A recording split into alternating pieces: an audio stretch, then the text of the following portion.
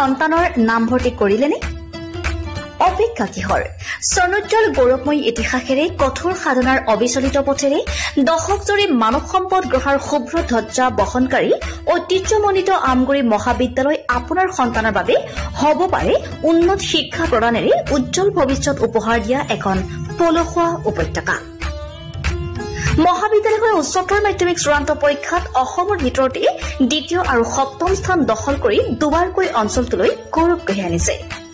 1967 চনতে প্ৰতিষ্ঠা লাভ কৰা মহাবিদ্যালয়খনে পঢ়া শুনাৰ ক্ষেত্ৰত কিছু পৰিমাণে দুৰ্বল ছাত্ৰ ছাত্ৰীৰ বাবে বিশেষ শ্ৰেণীৰ ব্যৱস্থা তথা বৃত্তিমুখী পাঠ্যক্ৰমৰ অন্তৰ্ভুক্তি মহাবিদ্যালয়খনৰ ইতিবাচক দিশ।